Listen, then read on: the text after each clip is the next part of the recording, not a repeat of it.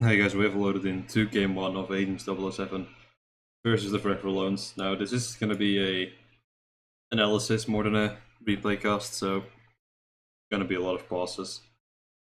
On the left hand side we have the Forever Loans, Bias on the KT, Barry on the Malv, Rabbit playing the Vala, West on the Anubarak, and Horus on the Dahaka. And on the right hand side it's Agents007, Obscene Attack on Artis, Tetsu and Greymane, Sobs and Falstead. Bro, Professor Musty on Johanna, and Dondry is playing the Rhaegar.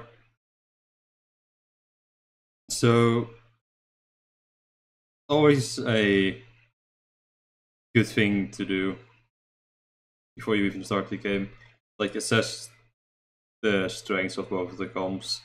Now, both comps have pretty reasonable amounts of wave clear. Like, Johanna Rhaegar on their own clear waves nearly instantly. And Giltas Vala do roughly the same, but they're going to be a bit slower because they have to be behind their front line before they get to the wave, while Johanna is the front line. So agents are probably going to have a bit of an easier time rotating, but the comp of the Forever Loans is really good at stun locking someone and blowing them up. So agents really have to make sure that they're ahead, they're not giving the Forever Loans space to pick the fight that they want. No, we actually see Dahaka starting top lane. If you're Dahaka, in general, when the gates open, minion waves, they spawn at the same time, but the lanes aren't equal length. Like, mid is a straight path, but then the others have vertical distance, which makes it so the minion waves arrive later than in mid. Which is why you usually see teams all start 5 in mid. They're gonna get the XP there, and there you're gonna, like, you have nothing else to do anyway. You might look for a frag. If like one team has a really heavy CC chain or something like a Stitches, you might not want to go in here. You might want to split from the start. If the other team is like a variant, you're really eager to go there because their fight on mid is probably going to be pretty bad. But especially if you're the Haka, who has the Essence and the Essence quest as well on level 1, you really should start mid just to get the Essence here. And with this Essence, you're going to have an easier time laning top. And speaking of the Essence quest, actually, if you look at level 1 talents, Agents drafted a really low mobility comp. So, realistically, the only way that Agents are ever going to win a team fight is either flanking or forcing a fight with Falstad, Castor, or to Syndragosa. And Syndragosa isn't really the best ult here. Well, he may have to take it just for the engage potential, but you really want to take Army just so you can live. And the Forever Alones have a Dahaka.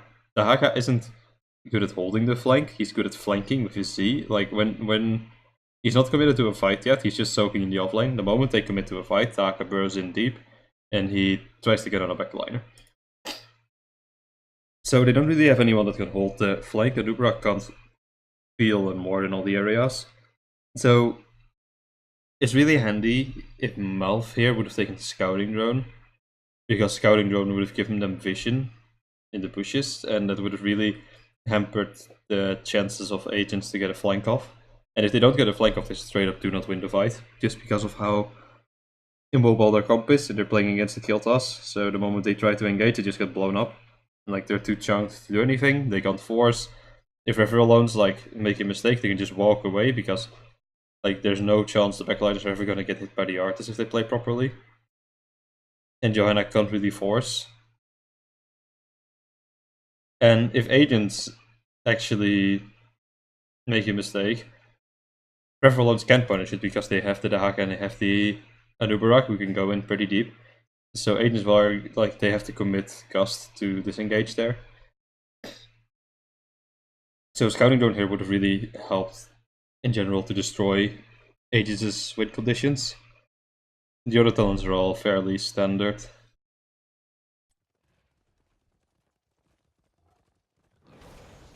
So like here, this is a 4 feet 5. It doesn't really matter because like Forever Alones are just hanging around at their gate, but like the Haka here isn't doing anything. That's why you don't start top lane. Now, when these minions are cleared, the Haka could have gotten the essence from that, then rotate to top lane, and he would have essence from that wave, and he would stack his quest faster, and he would be in a better position to fight the Arthas. And Arthas versus the Haka. Since the Haka has nerfs, a nerf to his early game, he can't win this lane anymore as long as the Arthas keeps hitting the Haka with his Frozen Tempest, while the Haka's clearing the wave. Like, Arthas is clearing with Frozen Tempest and at the same time hitting the Haka. The Haka's auto attacks become slowed, which makes it take really, really long for him to clear the minion wave. And especially after level 4, when Arthas gets the quest for the Frozen Tempest, he can stack it off the Haka for free, and once it's complete, it's like he only has to touch the Haka once every like 1.5 seconds. Keep the slow stacked, which makes this lane really crippling. Now Horus has a bit of tempo advantage because he didn't start on mid and Xenotech rotated a bit slowly here.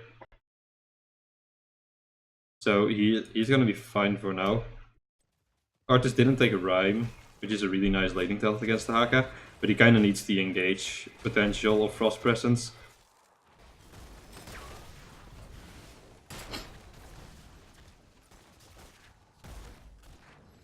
And we do see here, Agents007 are ahead in the rotation.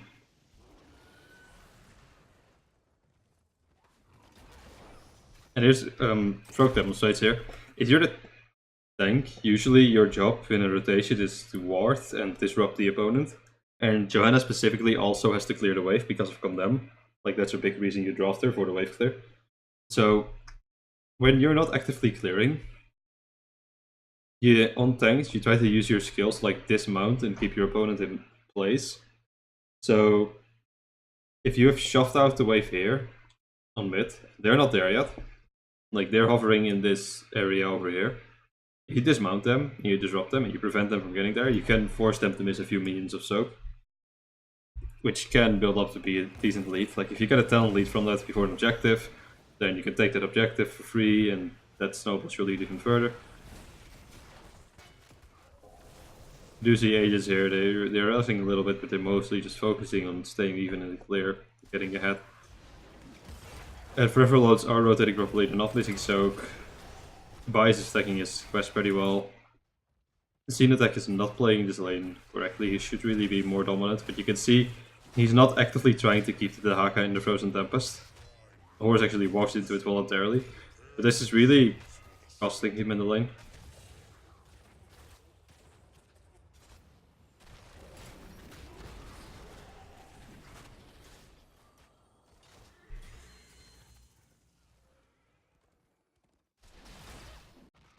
So here, the Haka taps, which is reasonable if you're laning, and actually, in this scenario it's a bit weird. Like, if he plans to engage here, which is a mistake in the first place, he really should Harv and then Z, because you can teleport with your mount on the Haka from any distance. Harving will give you mana for free without a cooldown and health, and then if you make this play, you're full health, like more than he would currently have, while still regenerating even. You'd fight, and then you would still have tap available. So he just denied himself a resource. But engaging here in the first place is a mistake, because they're not level 4 yet. And if you have the Haka, you really want him to just soak this wave and get the level 4 from this. And then he can commit to a fight if needed. But burrowing in so early is just forfeiting the use of the global at all. And then he also burrows in like too far to the left. The Haka doesn't have a gap closer. So now he's really reliant on West to hit a burrow charge on Dawn Tree. On Softs is probably like, it's really unlikely you're gonna hit this Falstad. But the Anubrak now has to get a good engage. And if he had burrowed in like in this bush, he would be able to walk behind them and try to hit a tongue on his own. But here, you hear him and you just walk away from the bush and you're fine. You see Dantry, here's the Haka pop up, West didn't commit the burrow charge there and they just walk out. Global now wasted, tap now wasted. and top wave is not being soaked. And both teams hit 4 at the same time.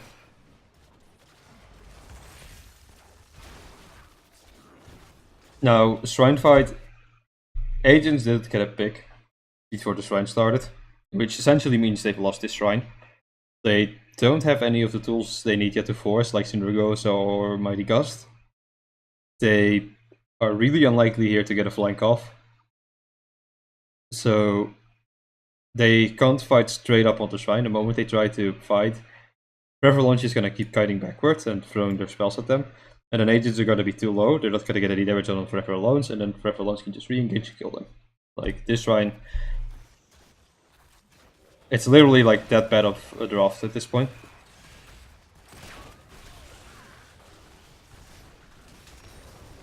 And actually, like, the kill toss is just lobbing spells at them. He already has 12 stacks of Convection.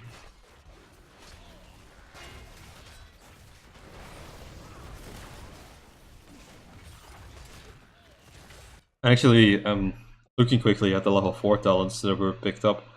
Legion of Beetles. Beetle Belt has its place on occasion. Like when you're playing with an Ariel, you're gonna have low out of fight healing. And Beetles with the level 7 talent gives reasonable like chip sustain. So when you're doing PvE, Anoop can heal himself up a bit, which is nice, especially like with the Ariel with the poor PvE healing.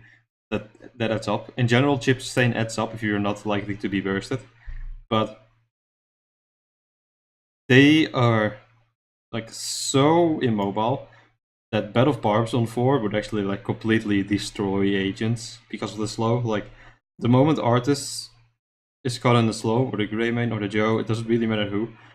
Like they have such a hard time walking away. And it gives Bios on the KT such an easy time to hit them with the flame strikes. Like this talent, especially with the Malf, is really good at sustaining. Like they don't need the extra sustain from the Beetles.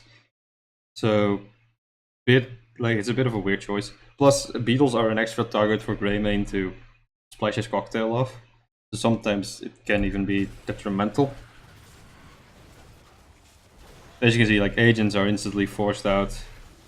Actually get a drag here on Tetsu. Nice burrow charge from West. It's gonna confirm the kill there. And let's see.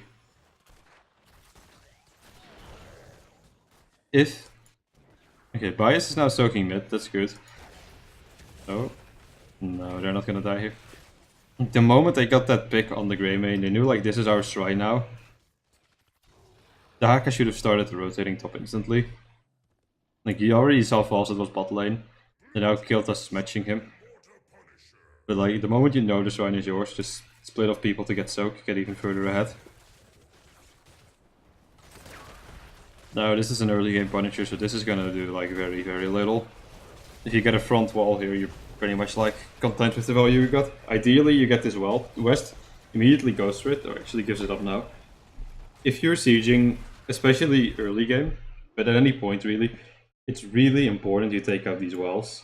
Because if you're fighting over a shrine, and you have a well, and the other team doesn't, that means the other team only has like one chance to win the fight, and if they don't win it there, then they're screwed because they don't have the well available, so they need to rotate like pretty far away to heal back up. And if you do, like you have an extra health bar over them. So it gives you like so much more leeway in a fight. So whenever you siege, don't focus the fort, focus the healing well. West does it properly here.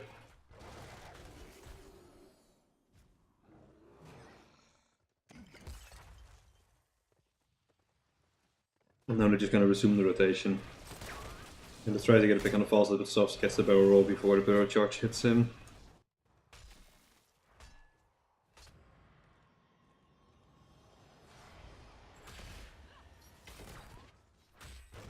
And for Verlon's hit level 7 now.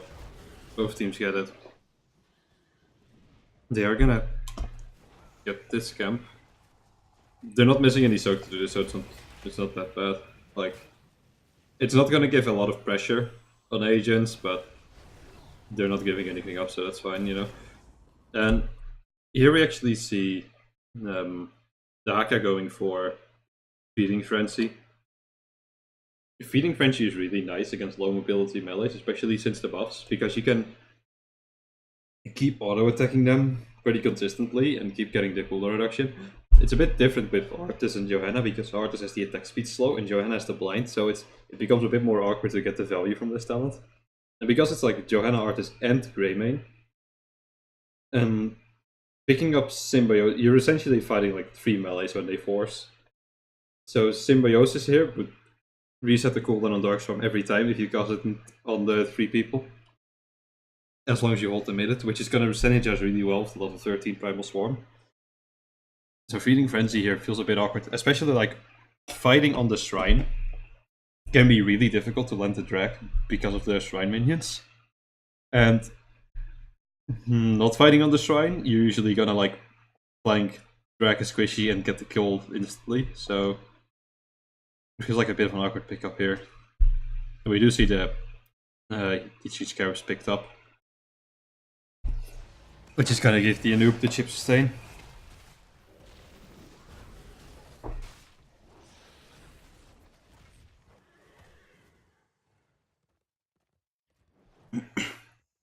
Volley goes for Death Dealer, which, if you properly time this, you can actually clear a Shrine quite quickly with just a Vala. Because you can keep resetting the bonus damage from the auto attack.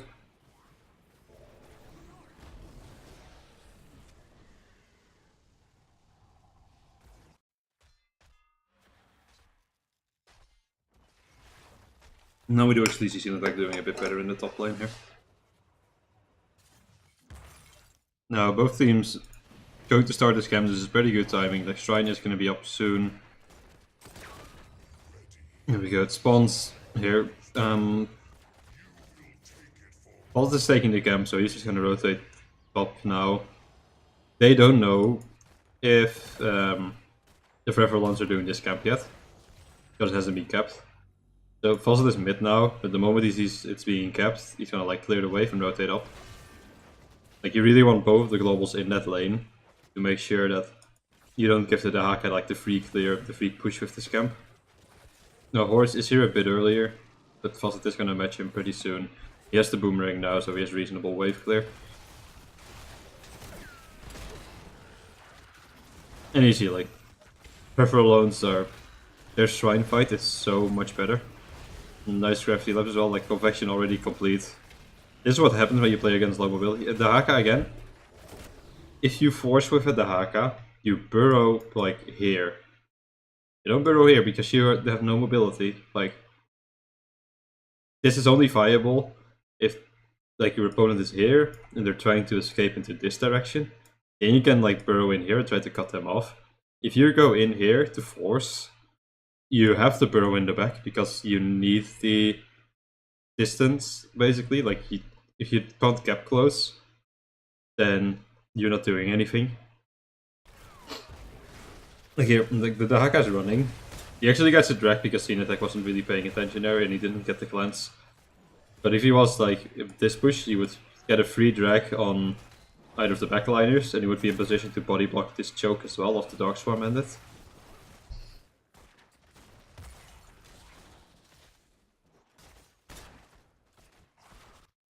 No, Soft is just gonna get the soak in this top lane. And Dahaka here actually misplaced a bit. Like, Dahaka shouldn't be the one clearing the Shrine. The moment they won that fight and they hit the 10, Dahaka should have just started splitting off again, clearing the wave, stacking up his essence.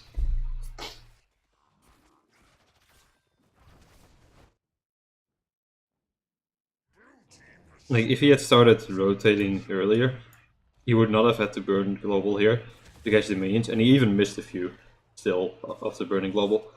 Like, what you want to do as the Haka is really, you win the fight, good, you split off, you like start clearing the minions on mid, you rotate top, you start clearing the minions on top, and you build up your essence that way for the fight if you burned it before.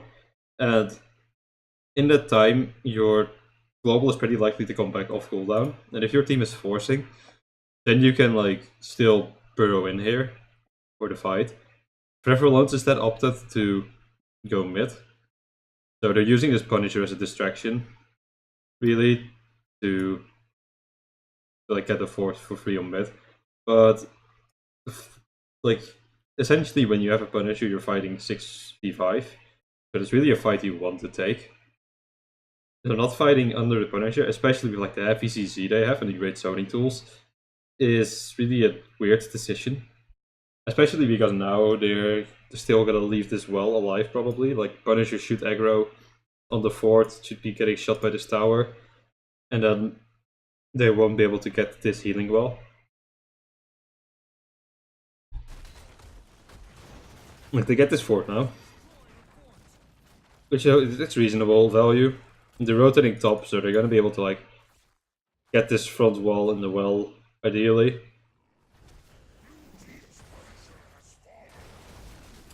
You know, again, like they're now in the lane that the Haka was split soaking, so they're not getting the value from having the global. Because you only need one person to soak, and the Haka was already top. And bit of a mistake here, like Riverlands focus the fort, always just focus the well if it's still up.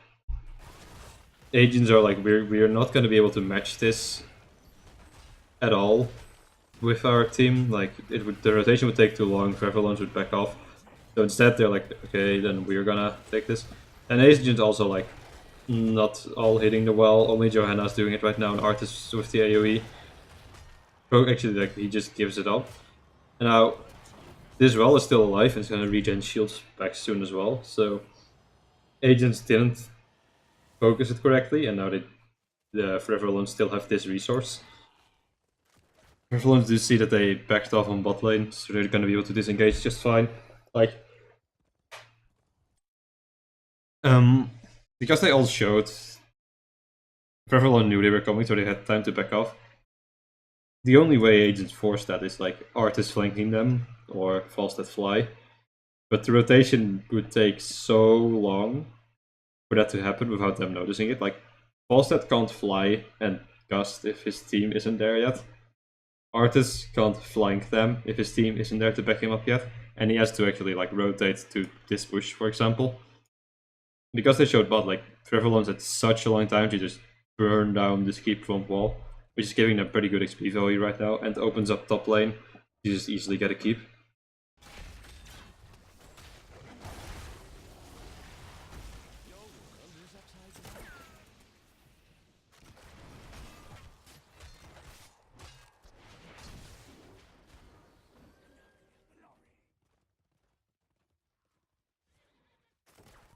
The Haka, again,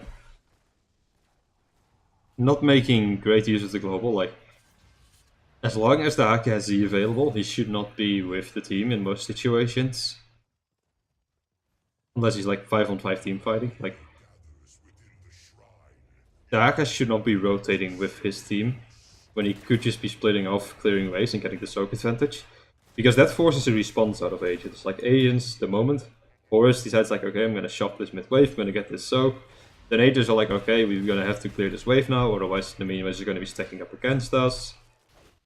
Now, Soft is making top push in, so he's denying away for soak on top lane, getting a push down. He's gonna actually be able to get at least one tower here. And Agent now, after 13, West engages. It's a bit like,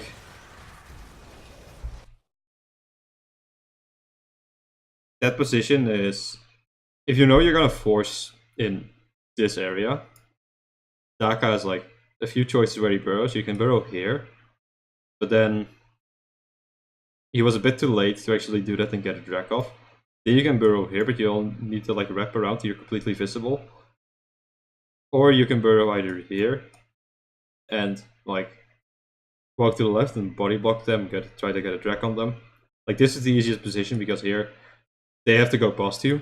You don't need to play catch up. Or you can go here and do the same thing, but it's a bit of a longer path.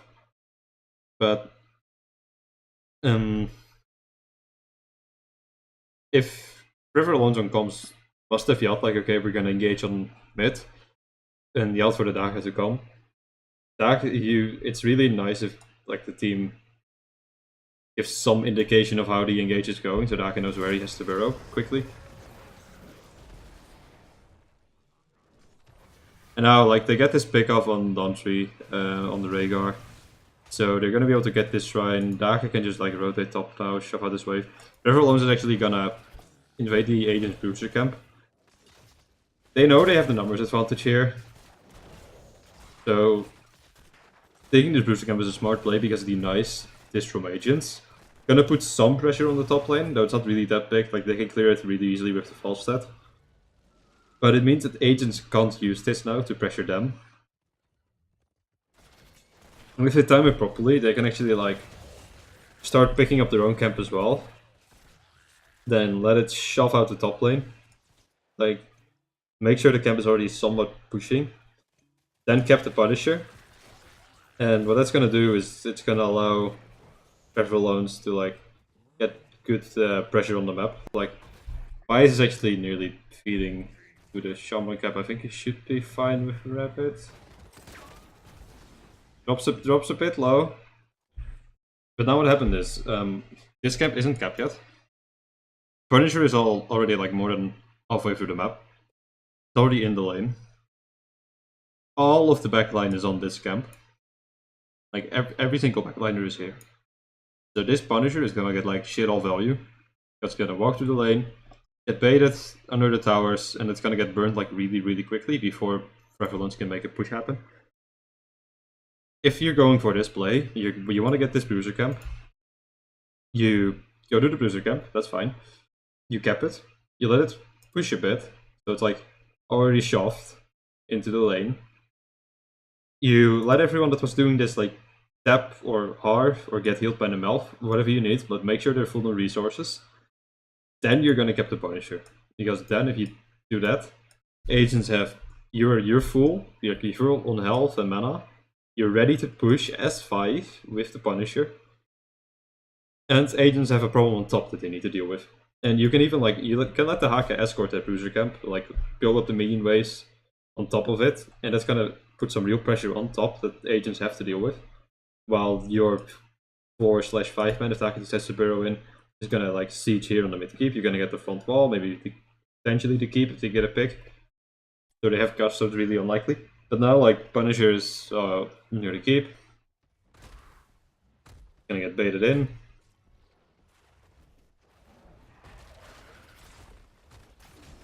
Actually, a bit of a mistake here by Sin Attack. If you're baiting, like, usually your tank or your Bruiser is gonna bait the Punisher in to jump. Like, you give it vision and then it jumps on you if the ability isn't cooldown yet. You wanna bait it so that this tower over here shoots in it as well, so it burns faster. Sin Attack was standing, like, to the south of the keep. Well, it should have been turning to the north. So this Punisher isn't going down as fast as it should be going down. So if you're the melee, always focus on, like, where is the other tower, so you can bait it so it actually, like, is gonna shoot there.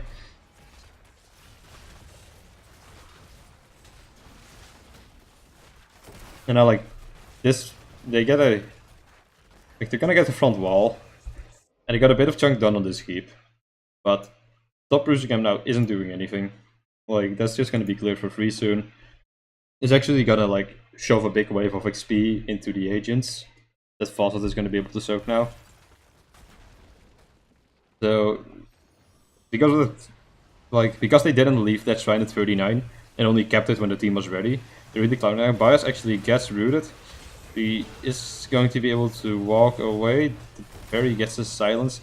Gust is a bit late. Oh, Tatsu should be able to confirm the kill here. Both teams sort of brawling into each other. Agents are trying. Like, this is a really nice joke by the Agents. They saw the opportunity to just walk in. Like, Johanna has conviction on 7s. She has, like, some potential to engage. This is only, like, this is the only pick on 7 you have when you're at this comp. They grouped them. They got a Arthur's route, though not, like, the best one. And they know, like, we have to force this fight before 16 hits. Because if 16 hits, like, this is a dead keep. Like, they're just gonna force this keep down. And there's not much Agents can do about it. Like, the double flame strike, well, I could, like, pick up the Manticore to really punish the tanks. It's, like, 16 beats dead keep. And if they don't force there, they're only gonna fall further and further behind. So Agents playing that pretty well. They did trade 2 for 1, but it's like they kinda had to take that fight. No, because they misplayed the fight though, like they're still gonna lose this keep. So they've got catapult pressure coming in mid soon. And now Frivolon should safely disengage. And ideally, like, Forever Alones could just like rotate bot and snipe this wall. And then whatever's like lane the next Punisher spawns in, it's gonna be either top or bot. They will be having that well advantage because they're still a well top because top 4 are like relatively undamaged. And they still have this well bot because Agents didn't kill it with their push. So if they deny this well now, and they make sure Agents don't snipe this well here, they are in a really good position to take the next objective wherever it spawns.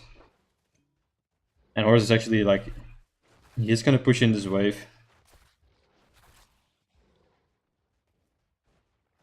He still has vision on the opponent, but he doesn't really feel safe sieging it there. Daka doesn't have an escape, and you really don't want to burn your Z.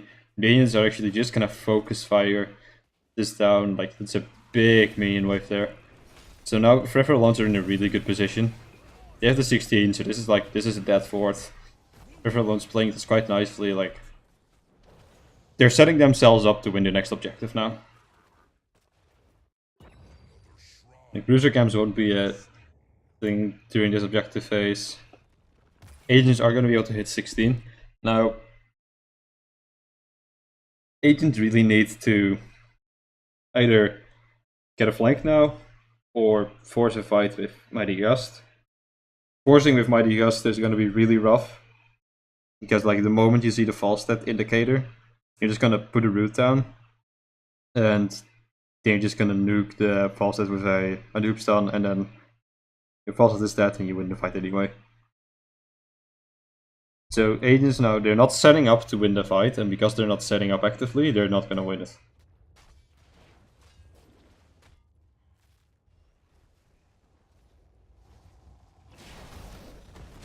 Actually, funny pickup from the Malfurion. Hindering Moonfire on 16 is like possibly the worst talent on this tier. Like, if you're going for more CC on Malf, you could take the Entangling Roots upgrade. Like, the extra duration and area on roots is going to be much more effective than the slow. A 25% slow is decent, but it's not massive. Like, it's on a low cooldown, so it's pretty nice. But you're already, like, like, Agents are so low mobility that it doesn't really matter. Like, you're going to be able to walk away anyway. Roots would give you more time to react to actual, like, blow-up CC. If you could even go, like, the momentum talent, I forget what it's called, the cooldown reduction where you're above 80% health. Like, those talents would serve a lot better than Hindering Moonfire in this case. Also, funny thing with the Haka, you went elongated tongue. Tongue range now is big enough that you can predict a false dead barrel roll as long as you didn't take level 4 talent. So you can actually like tongue where the false dead is going and just snag him for free. You could do it with the Greyman, but he took disengage range now, so it's really unlikely you're ever gonna hit that. Now, Soft goes for the disengage cast. Phoenix comes out here for no apparent reason.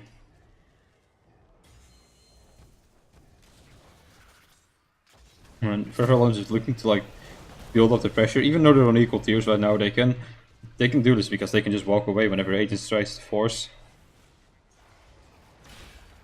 Like, the map pressure is so high that they keep having vision because of the minion waves. The Hake here misplays a bit. Like, Agents aren't able to force suddenly except with Gust. Gust was down. So there's no reason for the Hake to be here. Unless Agents now, or Forever Alones commit to a fight. Like, there's no way Forever Alones get got out, so the Hake could just be shoving in top, letting pressure build there.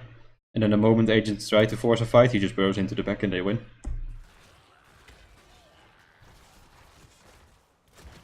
Actually gets a drag here on Tetsu, but it gets cleansed by Dodgery.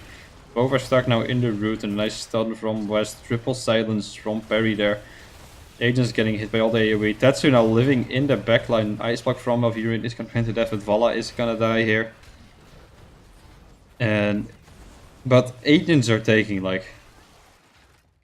Here's the thing, like... They got that initial pick, but Vervalons were able to disengage, and... They have tap here. And they have tap here. Agents don't have tap. They're quite low on health, especially like Tetsu and Danjiri. Tetsu's already backing. Softs is like half health, and he has to deal with the pressure somewhat anyway. Like, it's not building up too much yet, so he can leave this for a while. But this means that they can tap, and they'll be in a better position to fight than Agents will be. Like, they can legit take it to 4v5 here and win. Because the tap here is still available. So now Tetsu is back, so it's actually a 4v4. And Agents are trying to clear this shrine. Zilitak is almost out of mana. And now KT gets a nice Flame Strike. Dawntree splits off from the team and gets cut out by a nice Burrow Charge from West here. And, like, Gildas does things and blows everyone up, and they win the fight.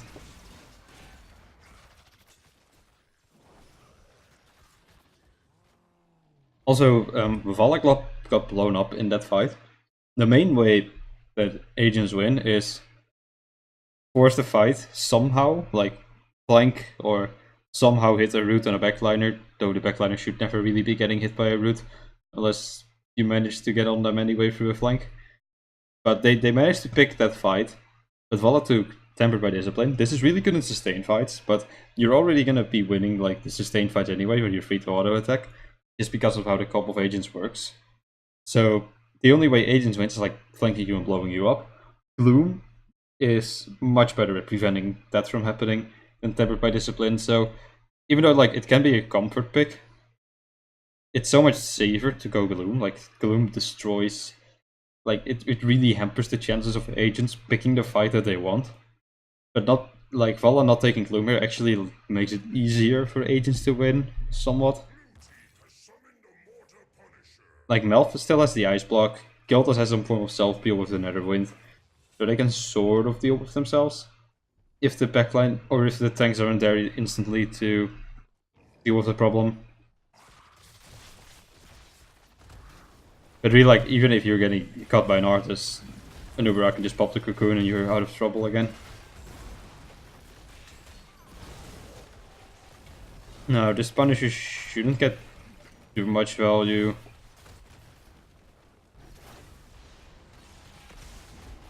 Like, they could keep here if Agents clump. But realistically, like, this should not be a keep. Agents are actually playing this really passively. Like, they're backing off. They don't want to brawl into this. And Gildas is like, okay, now he's backed off, so I'm going to drop this Zoning Phoenix and we're just going to take this keep for free. Vala actually playing really aggressively here.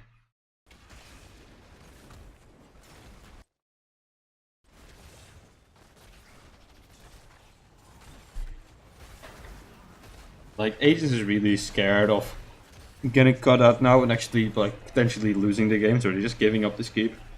But they're not in a position to give up the keep, because every time this keep goes down, and now they have 2 lanes of wave pressure to deal with.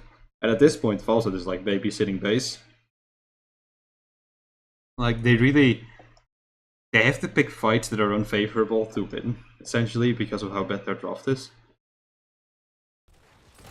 Now we actually see a bit of a Clown Fiesta. Tetsu is living in the backline. He's going to be able to get the snipe on the...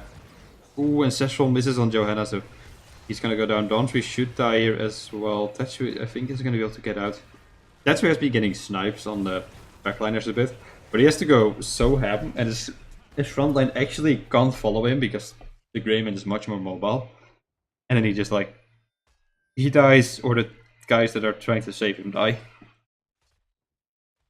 So here it was a 2-for-1 trade in favor of Forever Loans.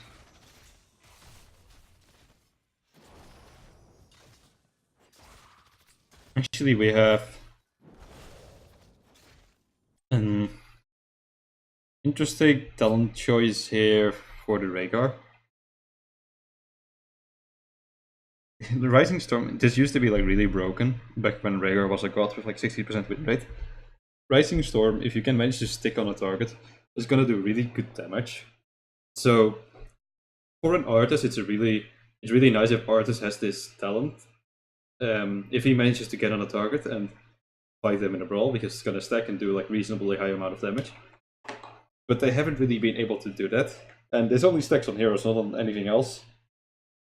So essentially, this talent is only good when you're already winning the fight.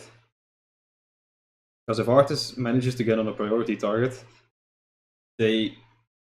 Well, unless Cocoon is up, because then you Cocoon the Artis and you re-engage on the agents. Like, this talent really doesn't do anything for agents here. Like, Hunger for the Wolf would even be... Or Hunger of the Wolf would be better. So, like... Really, I feel like agents really should have gone with... Lightning Wand is really good at shrine control, but they kind of needed the Totem upgrade, so 1 in 16 for the increased range and slow, so they could potentially get a pick. Like, their initiation is really telegraphed and really predictable, so they need as much as they can get. Now, Forever Alone's gonna be 20 soon. They actually did a really risky play here. Taking this camp when you're this close to 20 is essentially saying, like, okay, you're now free to re-engage on us. Like, they weren't 20 yet, Agents wasn't, so that was like the best fight Agents were possibly gonna take for the like foreseeable future until Agents hit 20. Going there is giving Agents an opportunity to like win a team fight.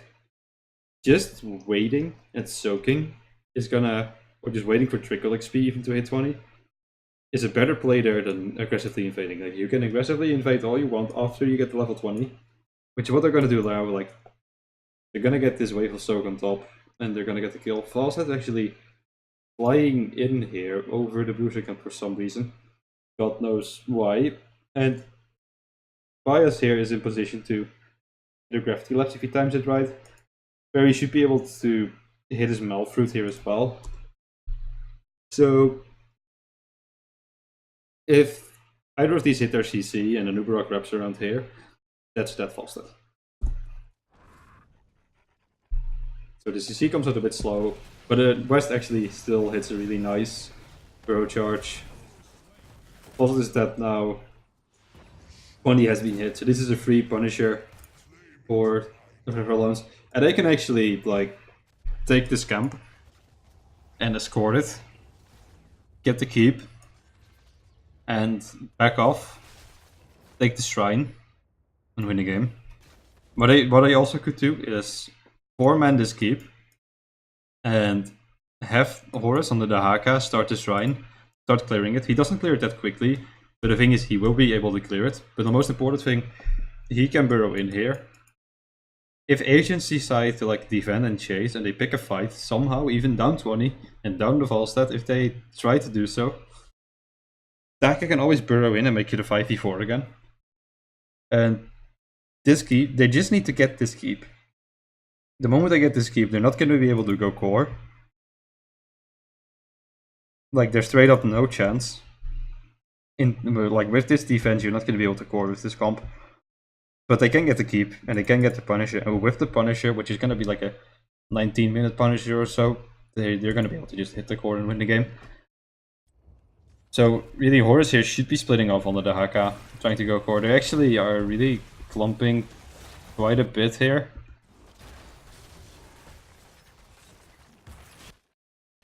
Bias is really far forward on the skill toss.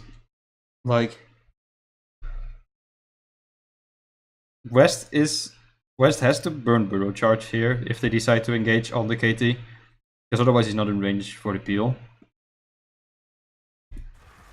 The KT is not trying to for. If you're a backliner, you have to imagine like this is where their front line is.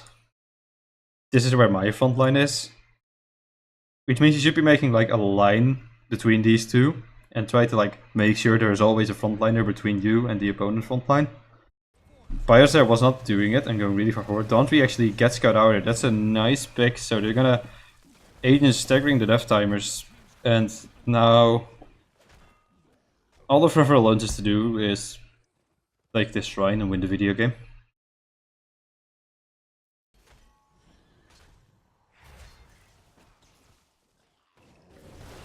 And Agents are like, they have to babysit core. The thing is, Agents here, they... Sure, there's catapults pressuring in, but you have the Falstad. So Falstad can babysit it for a bit. He's gonna be able to actually soak the 20 because of the mass amount of XP that's like flowing in with the minion waves. But Rhaegar is down. That, like, you have to understand that this Punisher ends the game. Like, regardless. If they get this Punisher, they win the video game. Unless everyone on DFA like dies and they get a free defense. And so Agents have to force here, even down their support, which is like the most important member of the team. In the team fight at least. Like, if they don't contest this, they lose the game anyway. So you may as well try, even though the chances of winning 4v5 down 20, down your support are really, really slim. Like, it's the only chance you have of not losing, essentially. So actually see, like, Folk going in now. He's gonna try to force his way in. And Synattack here actually finds Bias. And Bias doesn't get rooted. Synattack throws it out too far, but... Oh, and... Synattack just burned his cooldowns. Like, Army of the Dead was out. Icewind Fortitude was out. And he managed to get on the kill toss. And then Soft flew in and gusted them out. Like, Arthas spent all of his cooldowns trying to get on the backline, got on the backline, and then Falstad undid all of his work. So, what was already like a really unfavored fight because they're down a member and down 20, Falstad actually like made it even worse. But now, Forever Alone's need. They only need to pick up this Punisher. Like, Arthas is going to be down for like a minute, even though the death timer bugged out here. So, like, just take these minions, have the Haka take them, and go into video game. Like, if you have the Punisher, you win. It's now a 19-minute Punisher. It's that they're chasing kills, and they're also not turning on Frog in the backline. There is a chance you end here. Like, potentially you can end, but you only have one member now. Granted, Gust is down, but if they would clump for like a Johanna Condemn, then a cocktail or a boomerang hits them, something like that. The backliners are still like really squishy. The Kiltas and the Vala, they need to be in range to hit the core to end this game. If they get hit by those things, and Greymane manages to get his ult off, they actually die here, which gives Agents a chance to like clear this for free, or even take it if they manage to all feed. So Forever Alone here is essentially like actively trying to like not win this game by not taking the Punisher.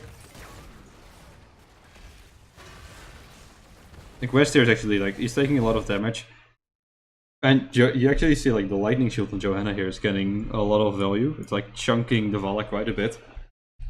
And Greymane now is going to be looking for the pick. He is hunting for Rabbit. He should confirm the kill here. Gets the slash through. That's Vala down. Bias is really far in the back, so he should fall as well. Like, no mobility on the kill toss.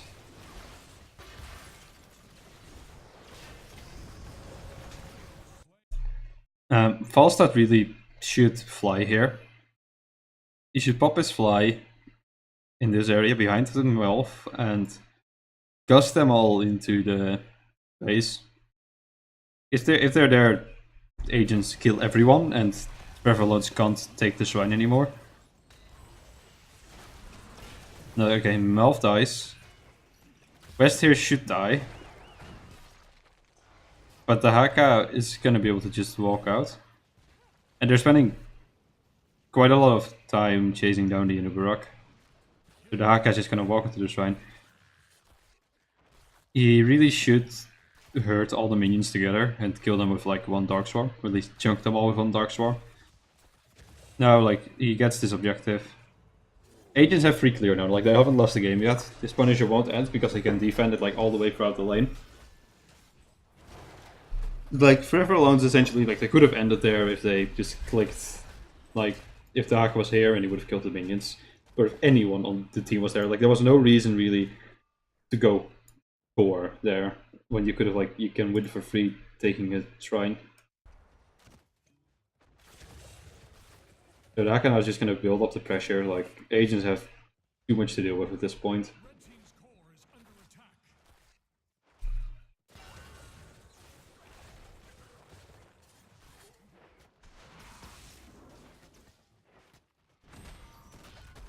You can see here, like, they're actually taking a lot of damage here from the Punisher. They aren't gonna die to it, but you can see, like, they weren't being contested. Like, no one was there besides them, the Punisher and the minion waves. And they're taking this much damage. And Punisher walked all the way from here to here, and it's still not dead. Like, that's how powerful the late game Punisher is, especially Arcane. Like, if that was escorted by even, like, 2 or 3 people, like, maybe even, yeah, if it's just 2 people, ideally like a Kill Toss and the noob, they would just win the game because of the Punisher scaling. Like, that's how insane it gets late game. And now, Forever Alone's, they're just gonna keep painting the map blue. Like, agents have so much to deal with if he keeps down.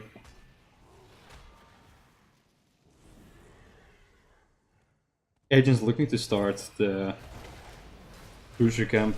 Forever Alone should know this, and they also see the faucet in the bottom lane, because the minions are giving vision and he's attacking them. So they can, like, freely invade this, and Daka can burrow in.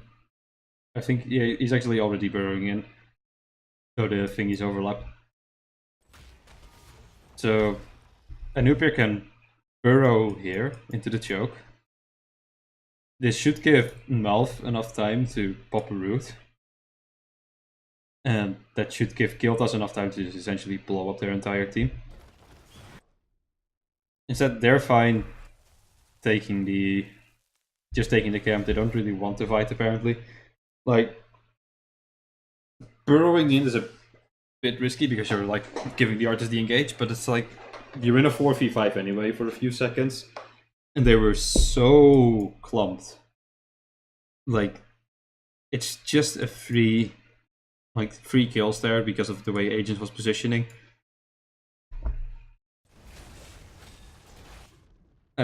Also, if Anoop had actually taken the correct level 16 talent Epicenter, he would have gotten, like, almost a full reset on his burrow charge the moment he hit Agents here. So he would have been able to just burrow out anyway if things turned south. But instead he went full Beetle build, because full Beetle build is a meme.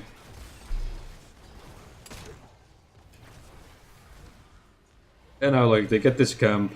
Like, they're not gonna be able to do anything with this, really. Like, instead of 5v5, they have Gust up, so Prevalence can't core. So they are apparently looking to try. Like, a good rule of thumb is, do you outnumber the opponents by at least 2 for the duration of your core push? And is that, like, for 20 seconds, ideally? Then usually you can try to end the game if you have a minion wave there. Now it's a 5v5 and they have Gust. Like, the chances of ending here are really slim if you're fighting under the core. Especially, like, Softs has not been attempting the Gust play all game. Well, it's really the only way they have to pick the fight they want. Well, it's risky. Like, at this point you need to make the risky plays to come back into the game. Actually, we see a nice, like, Blessed Shield here from Pro. It hits the Kiltas. He should be able to, like, get the Iron Skin, get the Condemn. And Kiltas should die here to Greymane. Yeah, Kiltas does die. Dawntree, though, takes a lot of damage. Rhaegar, if the kill is gonna be confirmed anyway, there's no reason for Rhaegar to be jumping in. Like, he just actively fed into the Flame Strike here. Or is be able to get the adaptation of nice Gust from Softs. should save Rogue here. But Forever Alone's apparently think this isn't enough yet. The thing is, like, they don't have a support anymore, but they have a Hall of Storms. Like, Agents just walk back and forth here, and they keep getting full health of mana while Forever Alone's getting burned down. All TFA has to do right now is, like, back off, take this shrine. Agents, like, they have to deal with catapult pressure from 3 minion waves. The Forever Alone still have 2 taps available, so they can tap in either lane. Like, the Agents need to deal with that minion pressure at some point, or the core is just gonna go down to minions. So this is essentially game if Forever Alone's back off and take this point. But they are getting greedy now. And they're trying to end the game when they're not in a position to. Like, they are technically in a position to end the game, but they're in a position to end the game in like a minute.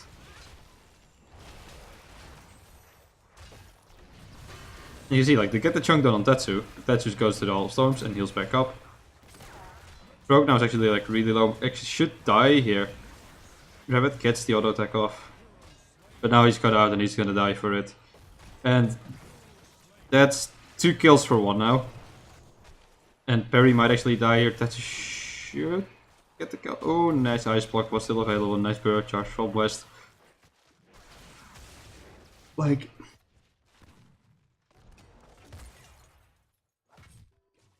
an agent has to deal with so much minion pressure now. Like, it's coming in from all directions. And Forever Alone is just gonna start this shrine. They're like, okay, you're dealing with minions, we're taking this point. If you come to contest us, we'll have a decent lead, we're gonna back off. Wait for the Vala to respawn, wait for the Daka to burrow in the back. Like, Vala, Johanna respawn at roughly the same time. Daka can burrow in instantly, so he's gonna have a bit of an advantage in terms of speed. Fawcett is still clearing here. This is a 3v3.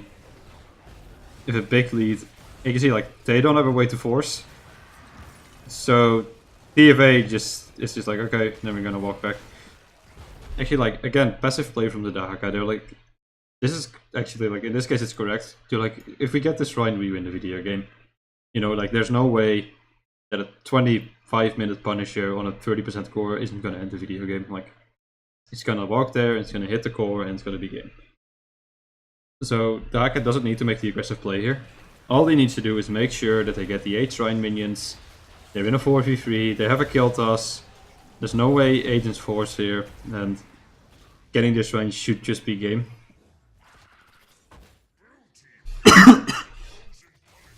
And Agents now, like,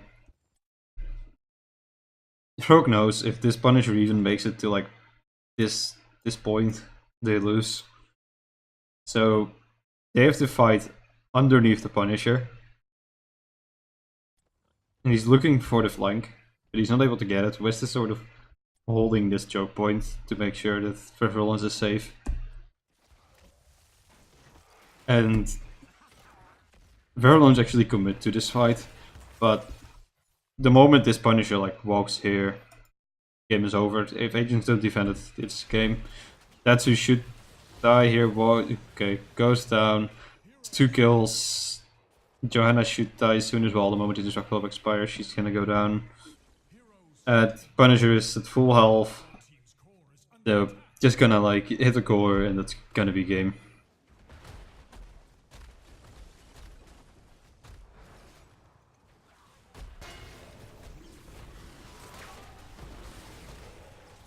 Yeah, and that's DFA taking game 1 GG. It's like the key thing to take away from this game, if you look at it from like an analysis point of view, is understand how your opponent wants to team fight, or what ways they have to actually win the team fight, and understand how you want a team fight. And those things affect small decisions, like what talent does Malfurion go on level 1? The correct answer here is Scouting Drone, because the only way Agents win is flank or Force of Gust. If you try to flank and Melf reveals you, then Vervalon just walks away because you don't have strong forcing tools. Like, Agents cannot force if they're seen, unless they gust. But if you're gonna fly with Mighty Gust, you sort of have to do it in a bush where the opponent doesn't have vision, so that your flight indicator isn't visible. Because if your flight indicator is visible, Melf just puts down a Malfruit. A noob is going to get ready for a cocoon or a burrow charge, and then the Fawcett is over in the back, he's just going to die.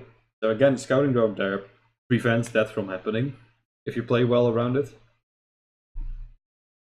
And Agents didn't realize, or at least didn't act the way they should have. Like, their forcing tool was Gust or Syndragosa, which wasn't taken.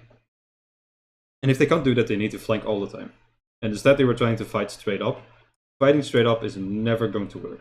Like, straight up, there's no chance you're ever going to be able to walk up to this team and kill them, because you have no mobility, there's no way to force, there's no way to reliably engage on the back line. So, like, if they don't actively flank all game and force with Gust, they just lose. Like, there's no way they pick a team fight they want to. Which is essentially like, this is really what you need to watch out for in draft. Don't draft 2 immobile frontliners on maps like these. Like, sometimes you can make an exception if you have other tools, like maybe a Lucio or a Medivh. But in this case, like, it's really easy to punish.